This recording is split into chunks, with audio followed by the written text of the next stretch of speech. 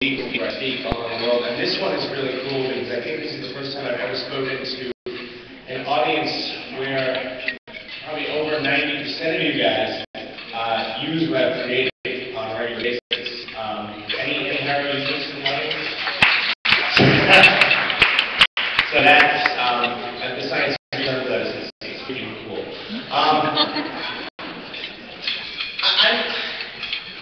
I was talking to Jen about what I should say and what I should talk about today, and she said, just go up and create the future, like you always do. I said it's okay, not a problem. So, what I want to talk about is not just the future, because I don't think that any of us can accurately predict that. I think that the majority, if we were predicting the future correctly, none of us would be using paper or pen anymore. About 12 years ago, paper and pen was supposed to die. Mead was supposed to be out of business. But what I think is happening is that the rules are shifting a little bit. And the rules are turning more towards a common sense perspective. And so in the 45 or so minutes that I have, I want to chat a little bit about the rules that I use to build Harrow and sort of the rules that I live on a daily basis.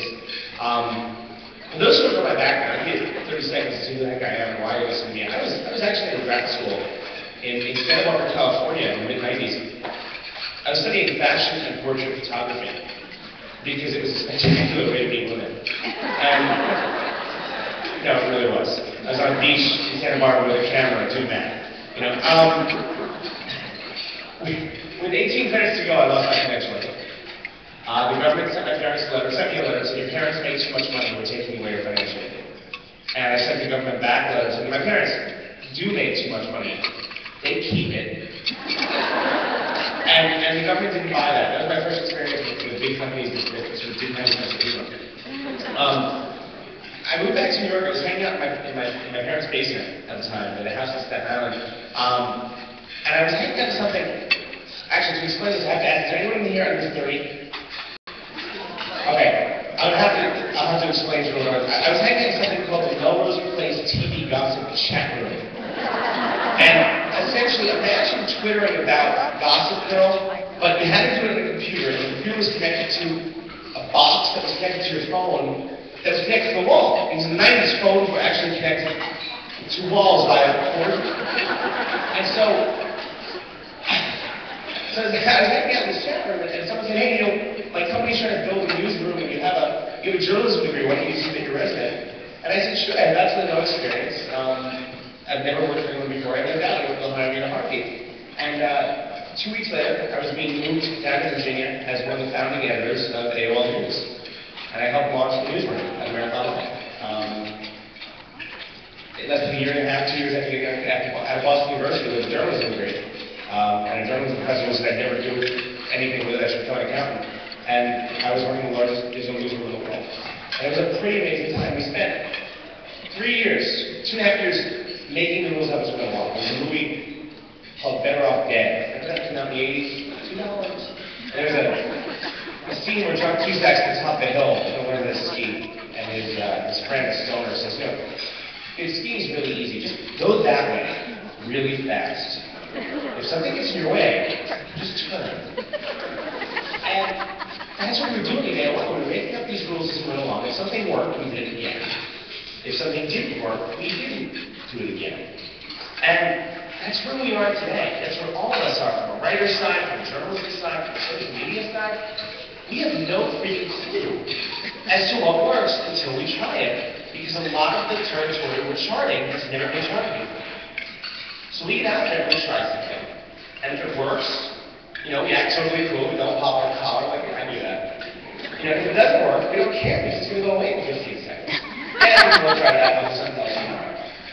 We're in a really sort of strange environment right now. Just like we were in 95, 96 AOL, when we were trying these new things. The funny thing was that never get too comfortable. For hundreds of years, people thought that your appendix didn't do anything. Just remove it, whatever, don't care.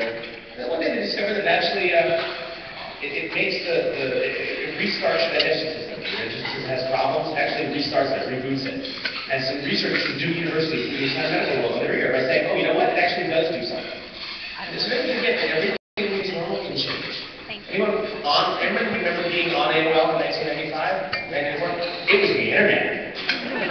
And literally, when I left and moved back to New York, people said, where are you going? I said, oh, I work at AOL. Who works at the internet? Like, I went to a building every day with the words the internet on the door. But that's what it was. AOL was the file. As a matter of fact, I was so cool. I had an email address, peter@AOL.com. Problem was I could never use it. There were so many people just getting online for the first time. My friend Peter's on AOL. His email must be peter@AOL.com. Every week we get together and just read the emails that people mistakenly sent me and say, there's some Peters out there, and there's some freaky ass shit. But anyway. So, fast forward, I moved back to New York, and this whole thing, I wanted to start a PR agency. I just had the idea that I could do PR for .coms faster than the other agencies.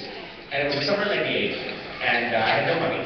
And there was a small independent film coming out on video. You may have heard of it. It didn't do that well at the box office. It's called Titanic.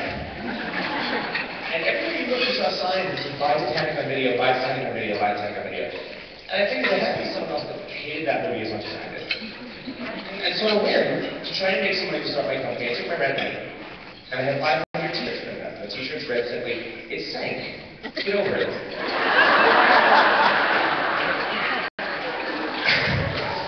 Went to Times Square, and I figured I could sell 180 shirts for $10 a piece.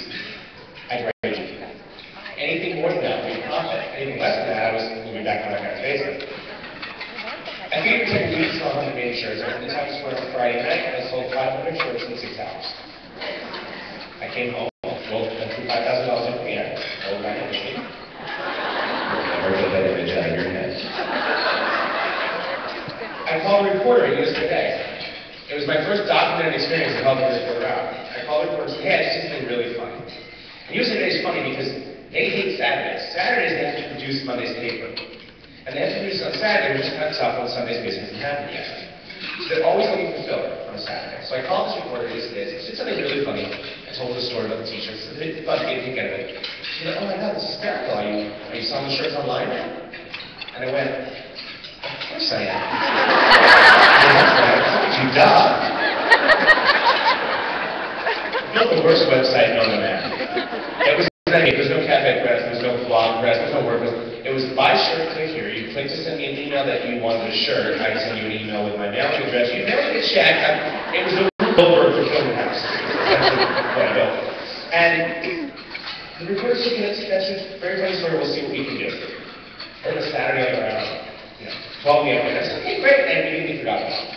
Because some of you may know I'm diagnosed with something called ADOS, which is a variant of ADHD. As much as actually much worse than ADHD. ADOS is attention deficit. Ooh, shiny. And much worse. So I immediately forgot about it. And went on to something else.